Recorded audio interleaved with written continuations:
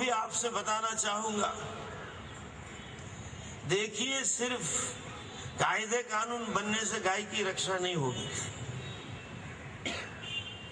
हमारे देश में करप्शन इतना है तो चलता ही रहता है। वो तो हमें जनता में, समाज में गो रक्षा के प्रति जागृति लानी होगी।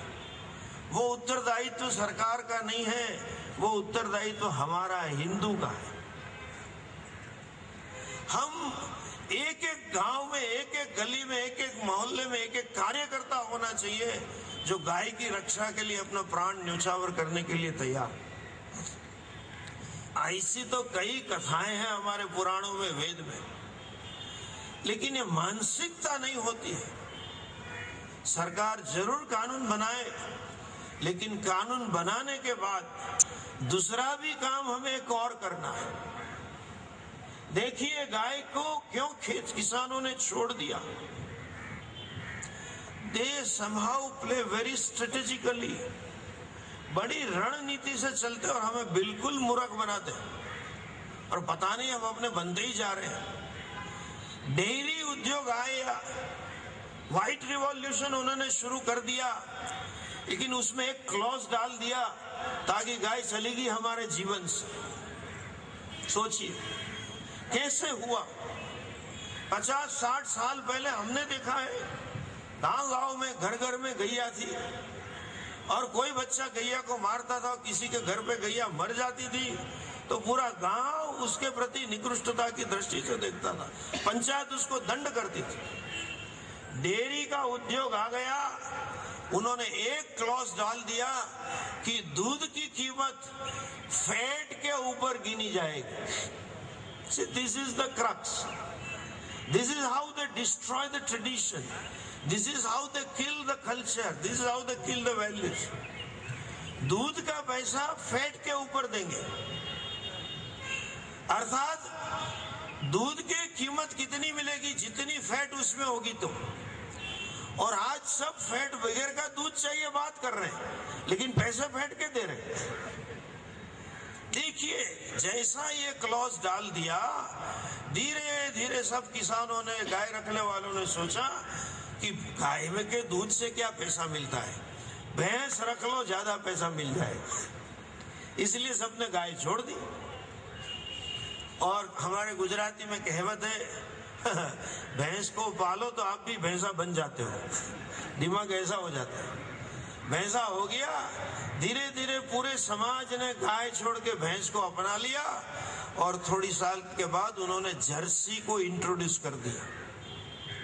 अभी भैंस भी चली गई, सबके वहां जर्सी आ गई। क्यों? पैसा ज्यादा मिलता है। दूसरा आंदोलन हमें यह करना है, एक चीज समझ लीजिए, आप कान खोल के, दिमाग खोल के, दिमाग में जड़ से लिख लीजिए, Jersey is a cow not a guy. Understand the difference. Zoology में जर्सी को गाय नहीं कह सकते हैं। अपनी देशी गाय की जो लिंग है, देशी गाय के जो चिन्ह है, उसकी जो गुणवत्ता जर्सी की हाई ही नहीं। हमारे देश की सभी डेयरियां जर्सी का दूध देती है और लिखती है काउस मिल्क, तो गाय का नहीं है। गाय आर्थिक की तो क्या बात बताऊं भाई साहब, गाय के दूध में जो गुण है वो विश्व में कहीं नहीं है। हमने क्लिनिकल एक्सपेरिमेंट करके देखे, क्लिनिकल एक्सपेरिमेंट, सिर्फ अपनी देशी गाय के अंदर दूध में सभी प्रकार के ऐसे तत्व होते हैं कि न केवल बच्चा शारीरिक स्वस्थ हो, लेकिन मानसिक तेज हो और जीवन में आदर्शवान हो। ये बच्चा अगर आपको चाहिए तो गर्भवती स्त्री को गाय का दूध पिलाइए, मैं गारंटी के साथ कह सकता हूँ। देशी गाय, मैं वहां तक कह सकता हूं, मैं वस्त्र त्याग कर दूंगा अगर ये ना हो तो, क्योंकि गाय माता ही ऐसी,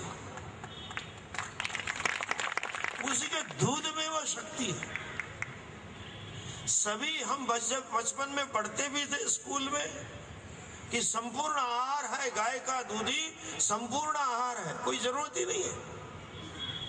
और आज 21वीं सदी बुद्धि की सदी है, इंटेलिजेंस की सदी है, प्रोफेशन की सदी है। तो अगर आप चाहते हैं उसको, उसमें देश को आगे ले जाना है, तो उपाय एक ही है, बच्चे को गाय का दूध पिलाए, काउस मिल्क मत पिलाओ डेयरी का जर्सी का मिल्क मत पिलाओ, जर्सी गाय है ही नहीं, और कृपया रखो भी मत। कहीं कहीं जगह पे हम देखते हैं गौशाला में जर्सियां होती, देशी ही गाय चाहिए।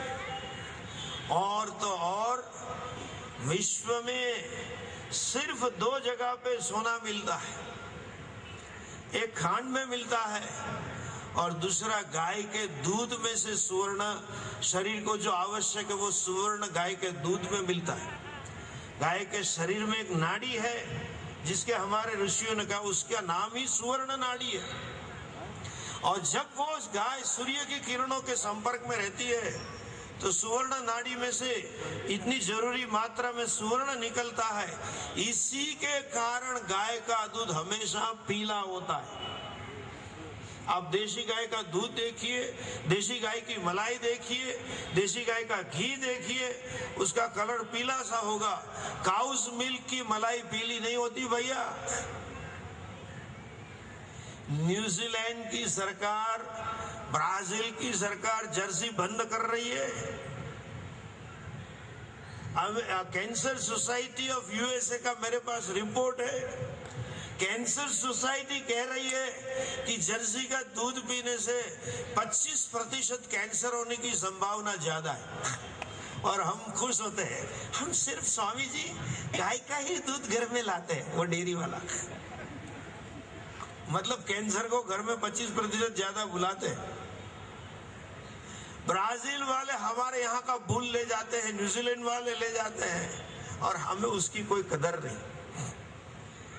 सरकार कानून बनाए, उसके लिए हम पूरी निष्ठा से, ताकत से दबाव डालें, और ऐसा कानून बनाए कि उसकी कानून का भंग करने के लिए सजा बहुत कड़क होनी चाहिए। इसलिए हमारे गुजरात में भी उसको अमेंडमेंट करना पड़ा, व्हीकल को भी कॉन्फिस्केट कर ले, तब कुछ बंद हुआ।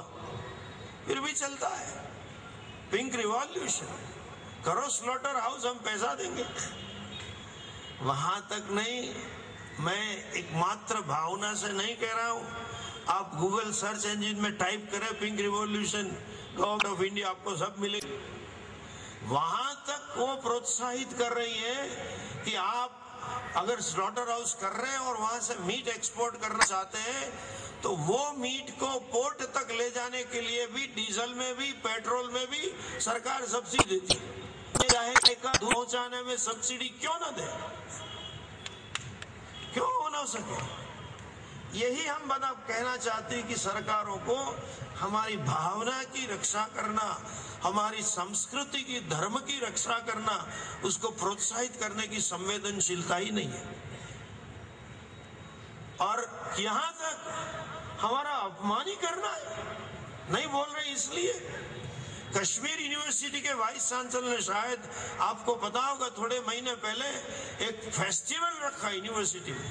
भोजन का होता है ना, ऐसा बजा अलग अलग प्रकार की वानगी बना के खाए यूनिवर्सिटी में। क्या फेस्टिवल था? गाय के मांस का फेस्टिवल। बोलो, भारतवर्ष कानून कड़क होए, हम पूरे देश के, पूरे समाज के, जैसा आठवले ने जो बताया वो तो मैं ही बताने वाला था प्रमाण के साथ। इस प्रदेश, जब गोवा तो अपभ्रंश नाम है, इस प्रदेश में सबसे ज्यादा गैया थी।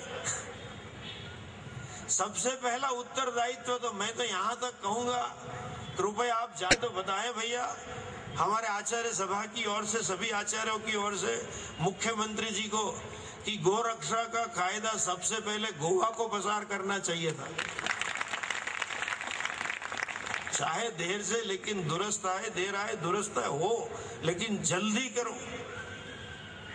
हम समाज में जागृति खड़ी करें ताकि गौवंश की हत्या ना हो, हमारा उत्तरदायित्व है।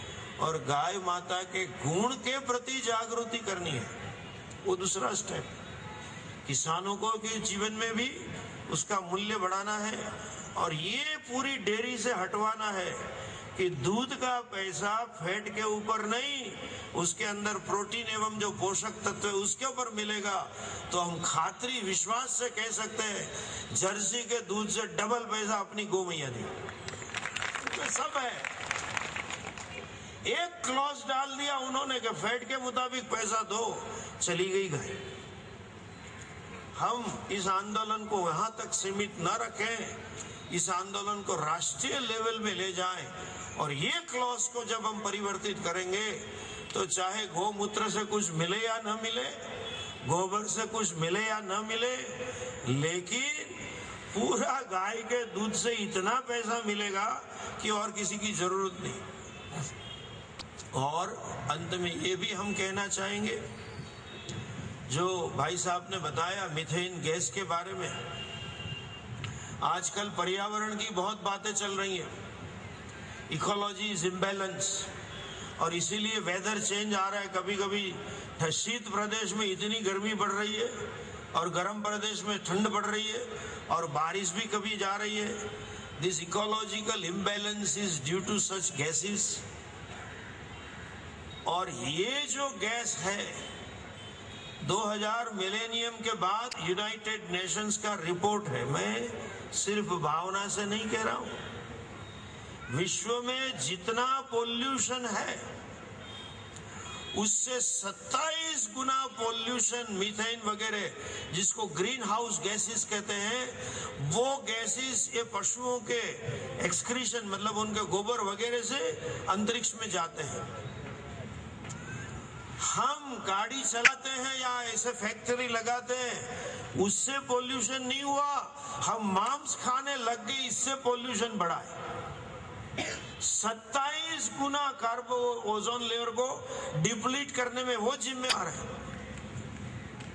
तो हमें न केवल गोवंश की लेकिन मांसाहार नहीं करना है, ये जागृति भी हमें हमारे जीवन में खड़ी।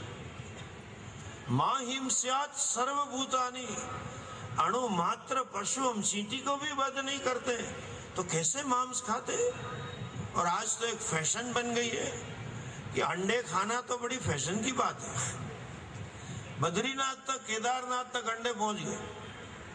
किसी को पूछते आर यू वेजिटेरियन और नॉन वेजिटेरियन, नया शब्द निकला है, Swami ji I am एजिटेरियन, no problem. और सरकार भी जाहिरात दे रही है, संडे खोया मंडे, रोज खाओ अंडे, और एडवर्टाइज देती है eat eggs and be strong. सच में ये देख के मुझे लगता है इधर कुछ नहीं है।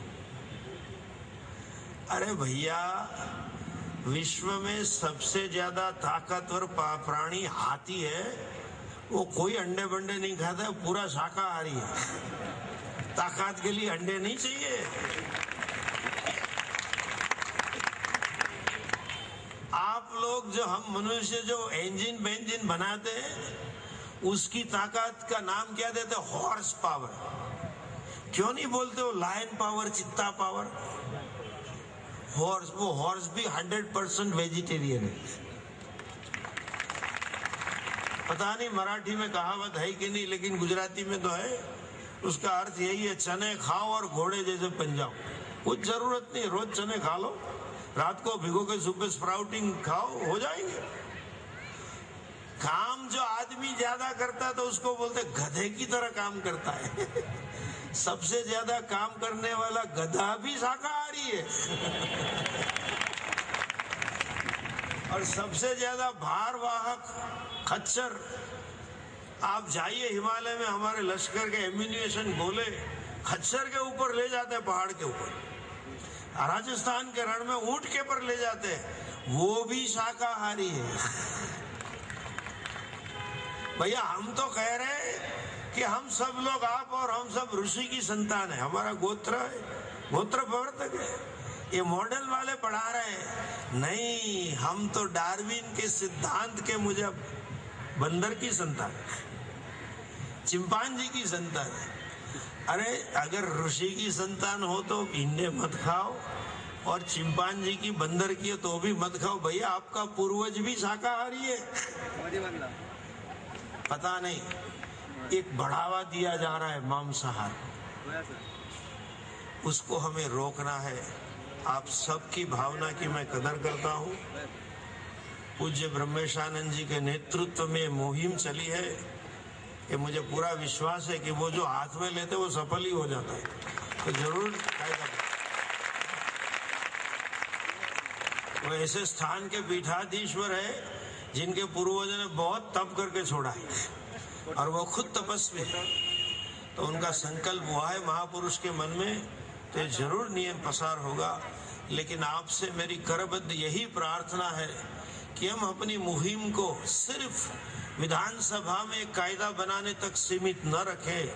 मांसाहार के विरुद्ध हम जागृति करें और गौ माता के गुण, गो की पहली सोच, योग्य proper understanding, Jersey is not का काउ, ये ठोक के लाए।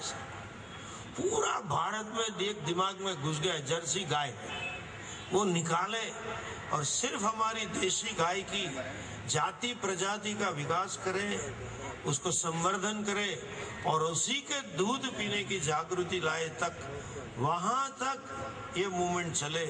यही अपेक्षा और एवं शुभकामना के साथ महाराज श्री को बहुत बहुत बधाई और नमस्कार करते हुए और आचार्य जी के आशीर्वाद मांगते हुए हम हमारी वाणी को विराम देंगे। ओम तत्सत।